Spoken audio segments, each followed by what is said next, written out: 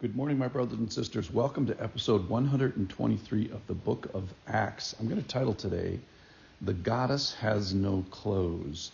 I'm kind of going along the story of the king has no clothes. This is about the goddess Artemis, goddess I spell with a small g, a female goddess from the Greeks, kind of correlates with Diana from the Romans. But as far as I know, not a single person worships Artemis today. Not a single person yields to her, or follows her, or sends tributes to her, or organizes their life around her, or sacrifices to her, or prays to her, or asks for the help of this person. No one really truly believes in Artemis.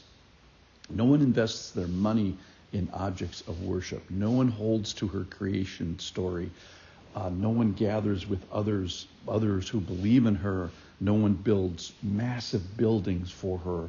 And no one organizes their festivals and their holidays and their calendar and their travel around her. And there is no financial industry surrounding the goddess Artemis. So here's the thing. Either she is all of those things or she is not any of them. Either she exists or she doesn't exist, and she really wasn't born in Ephesus, and the temple really is for naught. So we really only have two choices about this so-called goddess. Every person in the world should agree with the Ephesians and say that this goddess is the cat's meow, and we should all worship her. Or we should all say this is a bunch of balooey, and it's not true, and we should worship the one true God. Now, you have to understand that no one follows Artemis today. But at the time, when Paul was in Ephesus, everybody followed the goddess Artemis, or almost everybody. In fact, so much so that in 323 BC, Alexander the Great, just before he died, offers to rebuild a temple. So they had two temples before this to the goddess Artemis in Ephesus.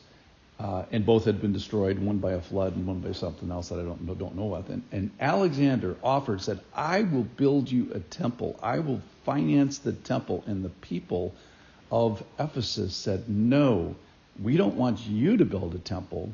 Then it wouldn't be our temple. It wouldn't be our goddess. The people of Ephesus said, no, we want to build a temple. And so it was almost like a more democratic proletariat, brought up by everybody rather than a temple imposed from above. All right, so in that context, a couple of men come to town and stay for 2.5 years and preach and persuade is the word that's going to be used here in the scripture when I read it here for you. And they persuade people that Artemis is a bunch of bunk. So let me tell the story. This is from Acts chapter 19, verse 23. About that time, there arose no little disturbance concerning the way, which is what Christians were called at the time. For a man named Demetrius, and he's a silversmith who made silver shrines of Artemis, brought no little business to the craftsmen. These he gathered together with the workmen in similar trades and said, men, you know from this business we have our wealth. And you see and hear that not only in Ephesus, but in almost all of Asia, this Paul has persuaded and turned away a great many people, saying that, and here it is, gods made with hands are not gods. I'll say it again. Gods made with hands are not gods. And then he talks about the moral hazard here, verse 27. And there is a danger that not only that this trade of ours may come into disrepute, but also that the temple of the great goddess Artemis may be counted as nothing, and that she may be deposed from her magnificence, she whom all Asia and the world worship.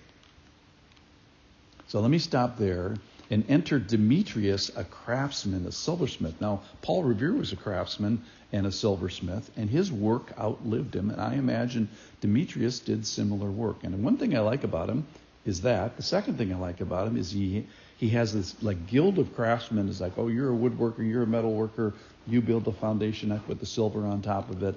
And so he gathers these guys together He does note that that we have our wealth from this. Now, either this is wealth from true worship of Artemis, which results in our wealth, or it is false worship of Artemis, but either way it results in money. And this creates a moral hazard for them, and that is these guys are economic actors in this, and they have business interests which may or may not align with the truth. And that is, they have an economic incentive to propagate untruth if they really do believe it's untruth. But I actually think these guys actually are true believers. And so enter Paul for 2 years in the synagogue first, and then at the house of Tyrannus, the temple of Tyrannus, that he persuades people that any god made with hands is not a god. And he turns people to a God who says, hey, don't make images of me.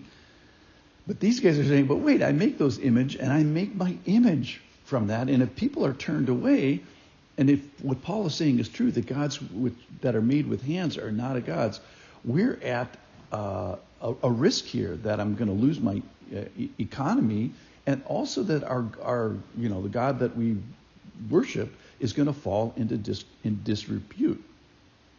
So remember that this temple is actually one of the 7 wonders of the world. This is a very powerful thing. This, for a lot of people, the temple of Artemis was the most spectacular thing they ever saw in their whole lives. So that's how big of a deal this is. All right, so let me make some applications here. Be careful what you worship. Worship what is true, and steer away from things that are not true. Be persuaded to the truth. And here's the thing I was thinking about, is we look back at this Artemis temple and we say, oh, that's a bunch of balooey. Those pagan people, they worshiped the wrong thing. And at a certain point, every knee is going to bow to the Lord. And every single person and every single spirit of any kind is going to agree that Jesus is Lord. So, how about agreeing now? Worship now. Artemis has no clothes on. She is found to be false. The 7 wonders of the world is now a single column, reconstructed with mismatched pieces in Ephesus today, and our God is true and arrayed in splendor. So let's worship the true God. Thanks for listening.